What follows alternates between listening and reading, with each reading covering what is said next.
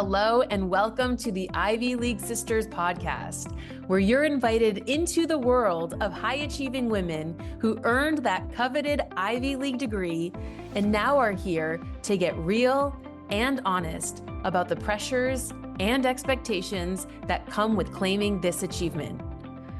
I'm Lauren Baluchian, and I'm the founder of Ivy League Sisters, a mentorship community where intellectually curious and slightly rebellious women band together to support each other through the personal and professional seasons of life. In this podcast, we peel back the layers of perfection to reveal the authentic, often messy, and always inspiring stories of women who have been where you are. So whether you're an Ivy League graduate, a high achiever in any field, or simply someone striving to live a more authentic life, the Ivy League Sisters podcast is a place where you can realize you're not alone. And if you're new here, like and follow this podcast so you don't miss out on the latest episodes. I hope you enjoy the conversations. Well, I'm super excited for us to have this, and I hope you put on your vulnerability suit today. Oh, Lord. Get it on, girl. Did Get we it talk on. about me not doing vulnerability? Well, we talked about that, Lauren. Y'all forcing me to go out of my comfort zone. That's right. That's right. No, I'm excited to explore with you. Like, I really want to hear your background on how you got into investing, how you do such a good job of empowering women to think about ways that money can work for them. Like, well, us women are doing all the things, right? Doing our jobs, doing the kid caretaking, taking care of our parents, like all those things. Our money should not just be sitting on the sidelines collecting dust. Like, there's ways it can be working for you. So. Exactly. Yes. Exactly. I mean, for me, that was one of the biggest reasons why I started my business, because I really wanted to empower women, right? The name of my business is Empower Financial Wellness.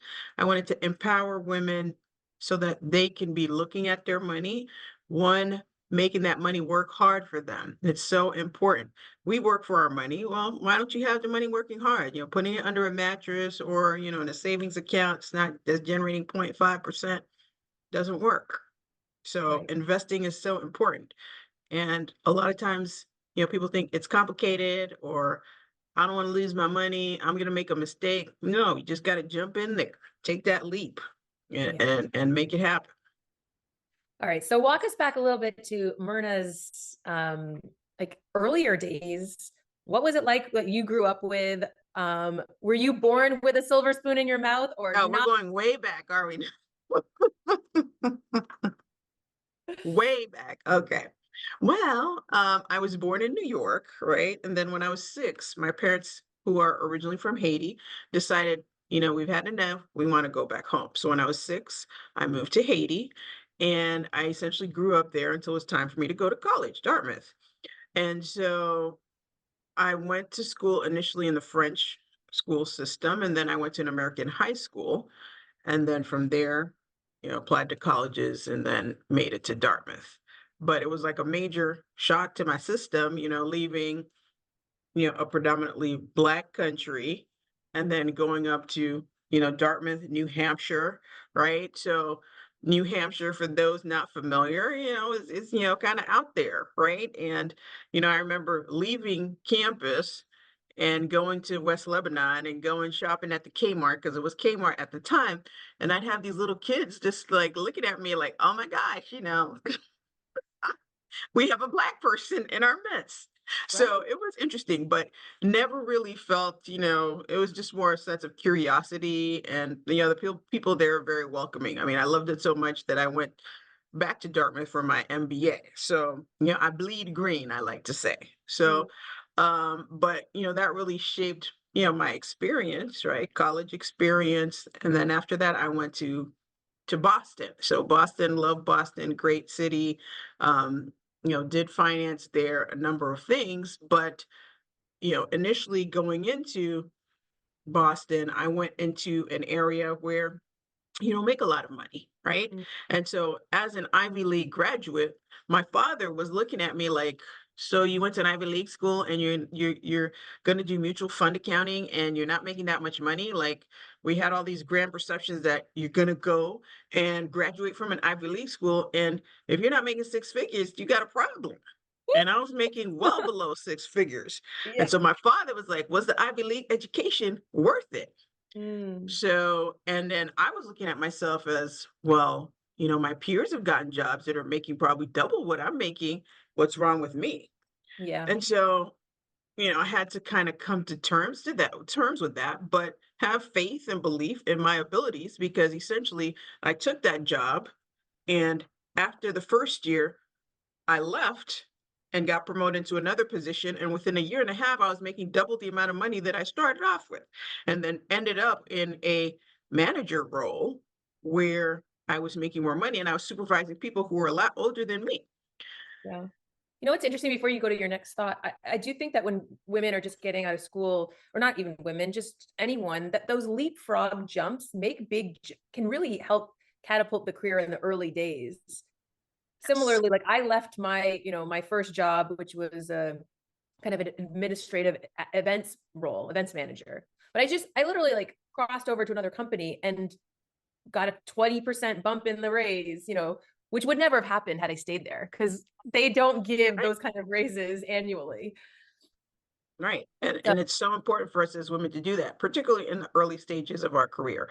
Because when you start to have, kids and, the mouths to feed and people dependent on your income, you're not as quick. And I'm going to tell you, I'm going to be honest, I made certain decisions because I knew, hey, I had a mortgage, I got kids, they have to go to school, they need, money on the table. I can't be as, impulsive as in my early days. But in my early days, I'm like, if I was ready to be promoted, if I was not feeling valued, I was jumping ship and getting more mhm, money. yeah, yeah. So you leaped around, and before, were you always a numbers person? How did you fall into finance? Yes, I was kind of always a numbers person, but to be fair, when I was a kid, I always thought I was going to be a pediatrician because I liked, kids, and I thought I was going to be a doctor. But then when the reality of it hit, my father, who's also a physician, he's a physician and, head anesthesiologist, he said, well, women physicians are not well respected in Haiti. So that's not a route that you should go down, because the objective was to eventually go back to Haiti. And Oh, he said they're not respected and they hmm. don't earn the money that they should be earning. You shouldn't go down that path. Go do something that's business related. And here I am. Hmm. And now still in the US though. Yes, yes. Still Okay. in the US, yes. Any plans to return home to Haiti? No, no. I mean, it's unfortunate, but the situation there politically has gone south, and it's so bad from a safety and security measures. It's just not, I don't know if in my lifetime I will see, you know, a turn around in that particular situation. Right.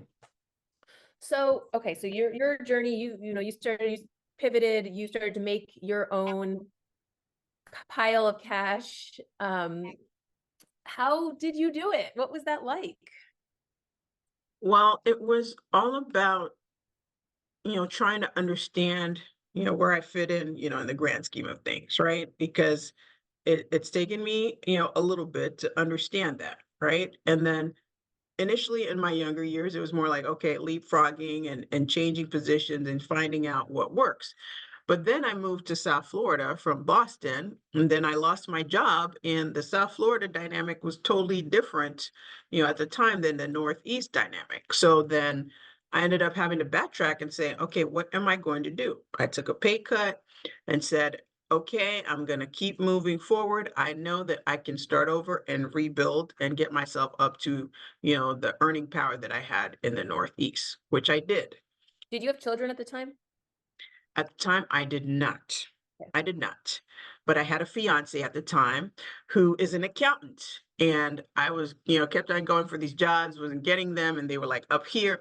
And he was like, he told me a simple math equation: 0 + 0 = 0, Myrna. So what do you do? So that's my life, okay? 0 + 0. So his message to me was like, it's better to earn something than nothing. And Mm, so that was part of the message. So I decided to take his message to heart, and I started over and worked for a couple of companies, and then ended up working for a company where I was there for quite some time, but realized that they weren't appreciating my value, right?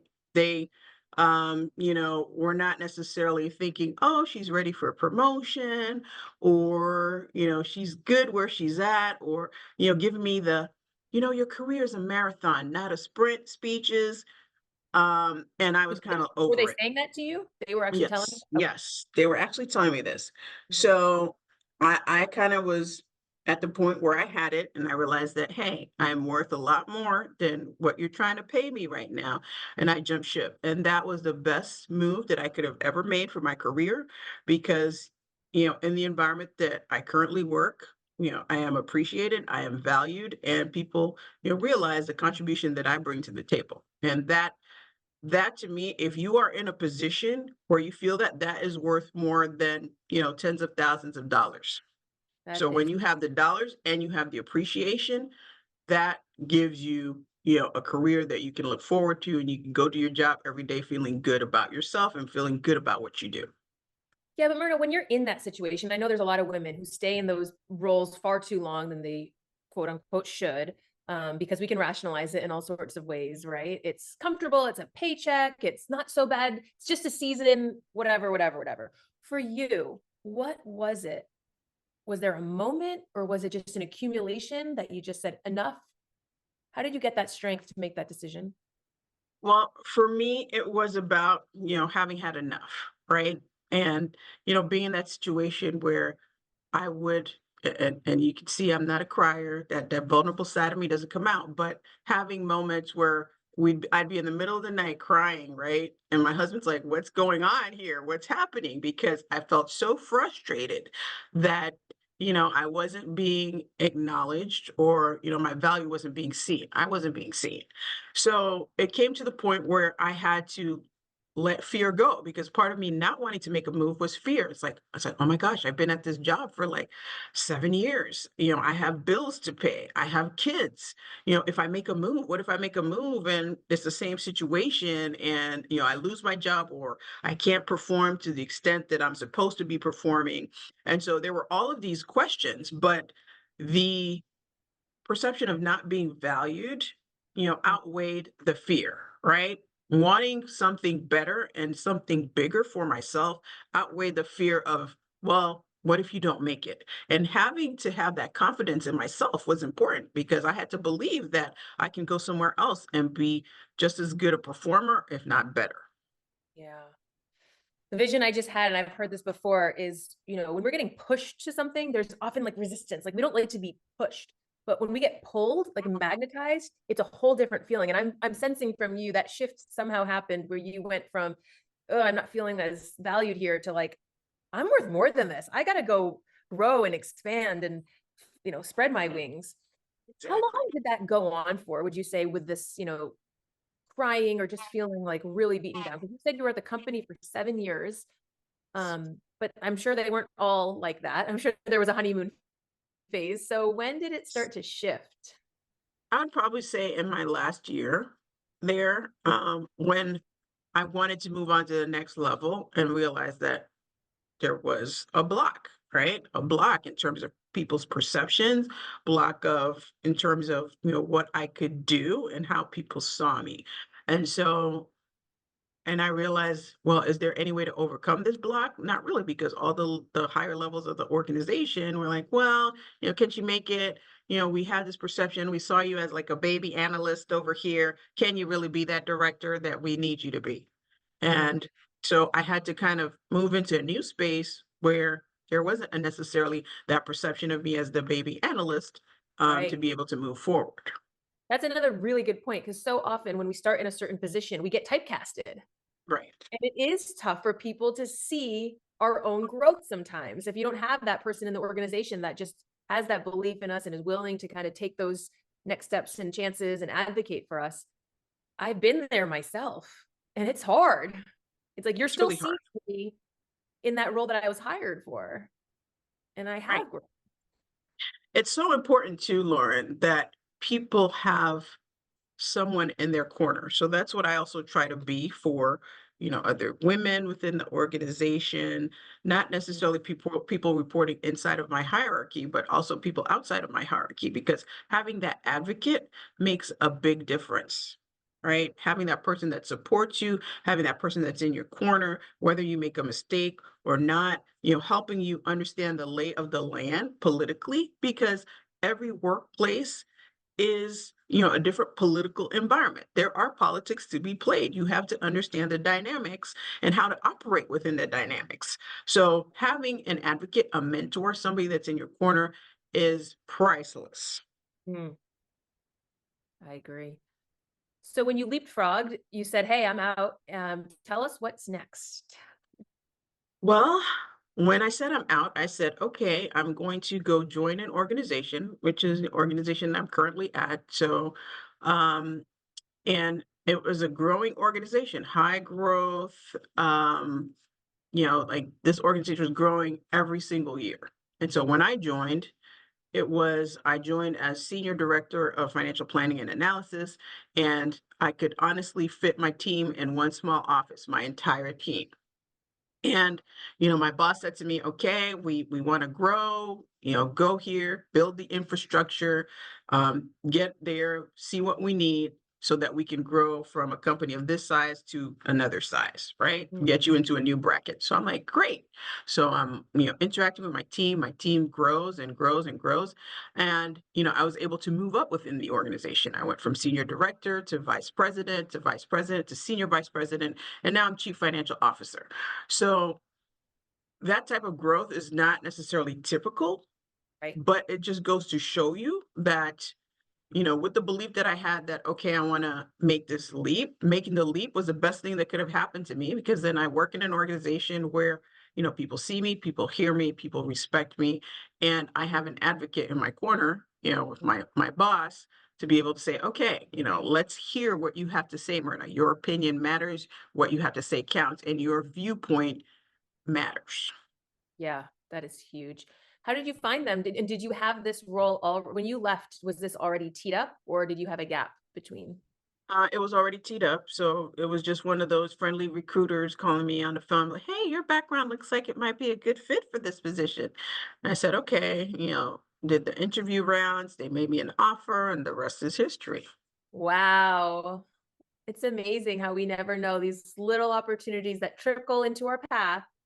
Right. One decision, one choice, One choice. Yes, and reminding it's, not anyone's going to necessarily do it for us. No one is going to do it for us. We have to do it exactly. ourselves. Yeah. Well, that's amazing. Thank you. I mean, just you're inspiring because there are so many of us who doubt and stay put in something that is not valuing our full potential or seeing it. So, Yes, I would tell people that if you're in that position, don't be afraid to take the leap. mm, Just trust in yourself, trust in the higher power if you believe in the higher power, but trust that your situation is going to change and something better is going to come for you. yeah. How old are your kids now? I have a 20-year-old daughter who's third year at Penn, traitor. I can't believe she didn't go to Dartmouth, but okay, that's a whole different podcast. And then I have a son who is turning 16 this month. Okay. Wow. So you're still in the midst of it all, different kind of challenges, but still lots of mommy rearing and support. Yes, absolutely. It doesn't even for the 20-year-old. She's in France this semester and she called me and she's like, "Mom, I need to vote. What do I do? I need to do my ballot." And I'm like, "Okay, girl, make sure you vote." Yeah. What was that like for you? All these career pivots, being a mom, juggling lots. I mean, how do you, what's your trick to staying centered? My tip is I had two tips. One, you need support. You need help. Don't be afraid to ask for help. Because for me, I couldn't have progressed in my career without the support, right? I had, somebody who could go pick up the kids, when they stayed after school for extracurricular activities, or, could stay with them until one of us, either myself or my husband, got home. I had support in the beginning when I had my kids. My mom came when I had the baby, and then my husband's mom came so that the kids wouldn't have to go to daycare when they were like 12 weeks old. And Right. so you have to have support and embrace support in order for things to happen. I had, my girlfriends that could go pick up the kids if something happened, could watch the kids if I had to take an out of town trip and my husband wasn't available. So you need to be open to support and realize that support may take on different forms. It doesn't necessarily have to be a family member, it could be somebody that's helping you. So being open to that is critical because you can't do it all. And no matter what we say, we want to feel like, oh yeah, we can do it all. No, you don't have to do it all. And having that support is critical. And number two is self-care. You Mm. have to take that time out for yourself, because it took me a long time to realize that self-care is not being selfish, right? It's not being selfish. Me taking time for myself makes me a better person for my kids, a better person for my husband, because the last thing you need is a crabby Myrna, you know, yelling at you or being cranky because she hasn't had her me time. Everybody knows Sunday, I make it a point because we don't eat as a family every day. Sunday is family dinner day. I cook, I do my whole little Haitian experience meal, but then when I'm done, I'm done. Then they know I retreat to my room, I watch my Netflix, I do what I need to do, but I need that couple hours time just for me. And everybody in my house knows that. So self-care is critical. Oh, Support what I and love self-care. yeah, what I love about what you're saying is you have a really clear routine and boundaries that it's not this gray. It's like it's just like they know. Mom knows, mom's really clear she needs this. And what I've found is people really do fall in line when we make it clear what our needs are. And Yes. when we don't, like I know for myself, my kids are still little. So if I put a sign on my door that says mommy working, they respect it. But when I get either like a little loose with my own boundaries and then, they come knocking at my side window and I open the door, that gives a mixed message. And it's crazy how it's creeps, right? It creeps into our space. And so like, for example, I was just thinking, I mean, for you on Sundays, I bet they just know. But if you were like all of a sudden some Sundays, it's okay, come in, and sometimes not, it dilutes the whole um way of really honoring yourself. Exactly. Consistency. Exactly. And you got to be consistent about it. Yeah. Um, okay, so let's shift into, I mean, you empower a lot of women. You have your where you're a CFO, but then you also have your coaching practice, right? Where you help women, or maybe it's Yes. not just women. But speak into that a little bit, because I got to come to one of your investing happy hours and it was so fun. You make this finance stuff tangible, interesting, and realistic and practical, which is a really special combination. Yes. I really have the passion. Haven't seen the difference that investing has made in my overall financial track.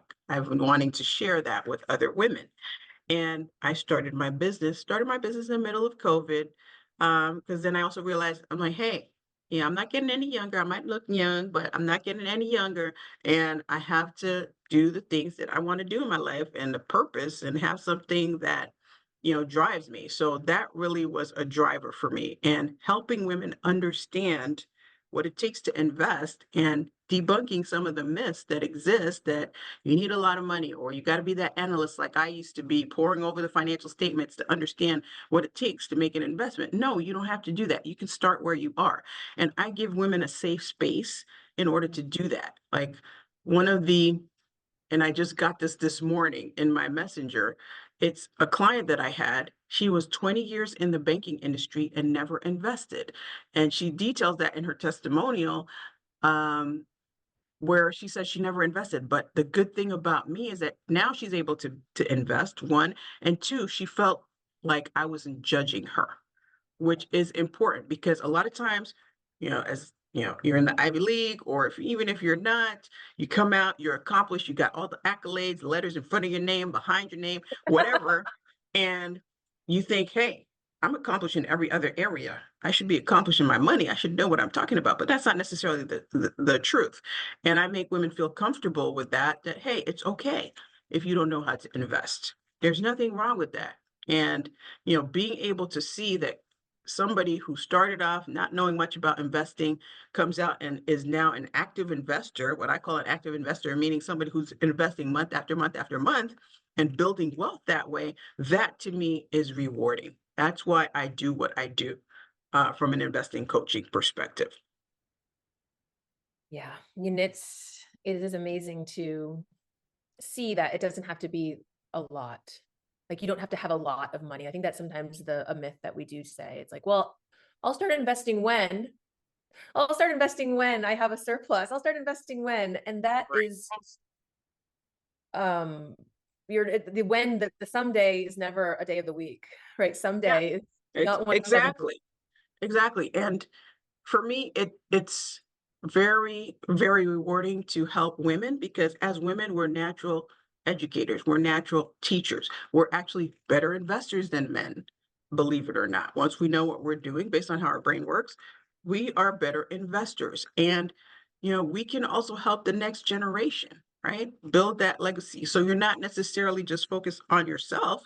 You can help once then you can help your kids. Your kids will help your grandkids and you can help and not be in that situation where you're building that wealth from scratch. Because from where I come from, a lot of times I see people where every generation is starting over. You don't Yeah. want that.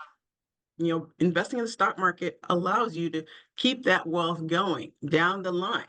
Mm, And very rarely do I have a client that says, "Well, my grandmother had invested in, this particular share of stock for me." Very rarely do I see that, right? I probably had two clients that told me somebody else invested for me on my behalf. yeah. And what a difference though that makes, because time is Yes, so much of the game. exactly. Yeah. What would be one thing that you would say if a woman is listening to this and is like, okay, I'm not really in it, like in the investment game right now. Like, what is step one? Step one is educate yourself a little bit, right? If you don't want to work with an investing coach like me, educate yourself. Simple thing that I tell all of my clients to do. Just download the CNBC app on your phone. And that will start to tell you, hey, what's happening in the market, what's happening with stocks and what's going on.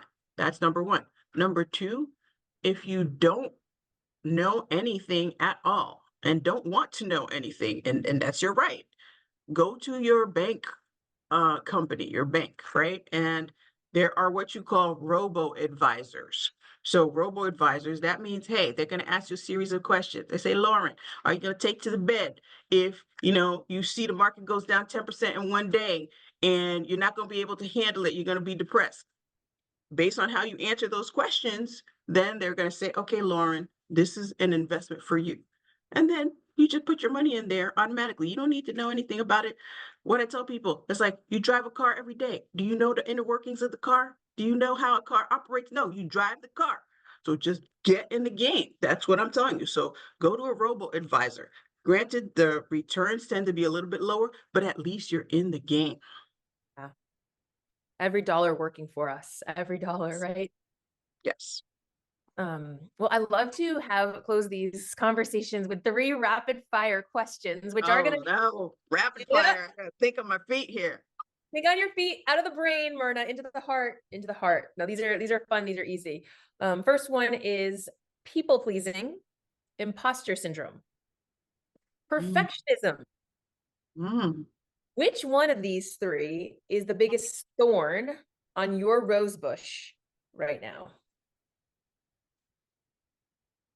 Well, I don't know. I got two thorns, really. I Well, at got, least you don't have 3. Many of us have. Let's hear them. all right. Well, I would say probably right now, more so imposter syndrome, right? Typically not so much, but I think, coming into a role as chief financial officer, it's, a lot, right? So I kind of sometimes ask myself the question, like, yes, am I going to do this? Am I going to do a great job, as good of a job as I've done throughout the rest of my career? And I think to myself, this is probably it, this is probably my last gig, unless something goes south, it's probably my last gig. And I want to, be able to do well, and I want to be able to make an impact as CFO. And so sometimes the imposter syndrome might sneak in and be like, can I actually do it? Yeah, I relate to that. Thanks for Why are you explaining. making me vulnerable, Lauren? Jeez. What's the other thorn? Other thorn is perfectionism because, obviously I come from, my father always said, if you're going to do something, do it right or don't do it at all. And Ooh. so I really still live to that premise, but I've kind of loosened up a little bit, thinking that, hey, not everything's going to be perfect and you can still do a good job without it being perfect. So just do it. And even if it's ugly, do it anyway. Oh, yes, your dad's words also echo in my head. And yet I've had to really break through that one because how many times then you're like, well, if I'm not going to go all in, might as well not do it. And I mean, talk about being messy, Myrna. So much of like what's been created is messy. I'm always thinking of like what we're creating. We are creators as women. Like we are birthing things into life, whether it's literally children or ideas. And we all know birth is messy. Right, right.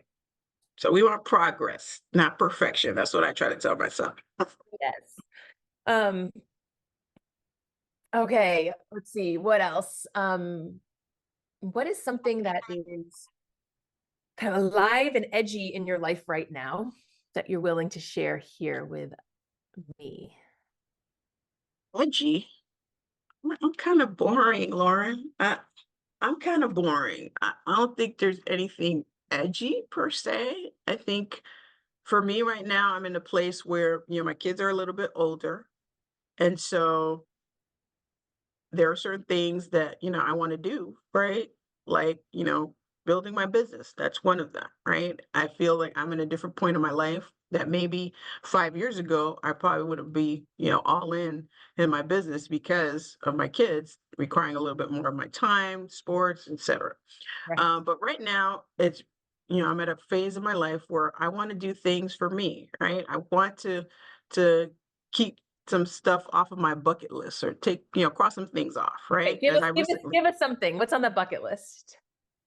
well, I always wanted to go to Hawaii, right? Hawaii's out there, and yeah, I've always wanted to go. And I said, "Oh, what am I going to do? Wait till I retire to go?" I'm like, "No, I got to make a plan, to go." I had always wanted to go to Paris, and the opportunity presented itself this past summer, and I did go to Paris. So, and I realized that I loved it. And I said, oh my gosh, I'm not like that person that's like, oh, I want to go visit all the different continents and travel a whole bunch. But there are a few key places that are on my bucket list and things that I want to do. And I said, I don't want to wait till I retire to do them. I'm so glad to hear that. I'm not going to wait till I'm retired because No. so often though, that's like people are placing it way out there on the timeline and who knows what's going to happen. Like I heard my mom believing she was going to go to, travel and do all these things and with my dad and then they got divorced and life completely changed. I know people that, right during COVID, they're like had all these plans that year and I'll do it when and COVID changed a lot of those things. So yes, It's living so it's so important because I think one of the things I also talk about, although my specialty is investing, but I talk about financial wellness and how important it is to get your finance house in order, or the rest of your house is not going to be in order. And one of the things that I talk about is from a financial wellness perspective, it's hitting the goals and doing the things that you want to do in life. Because part of financial wellness is attaining the goals. You want to be able to live your life to do more than just pay your bills.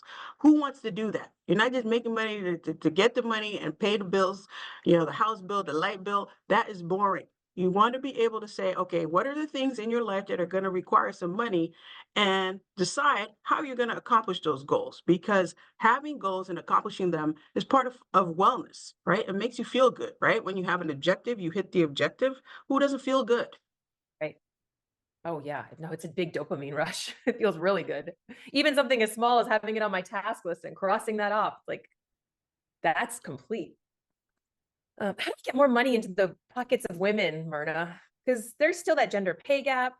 There's still, I was looking at a statistic that, our millionaires, 2/3 of them are or men, 1/3 is women, but that doesn't even necessarily mean that was self-made as a woman.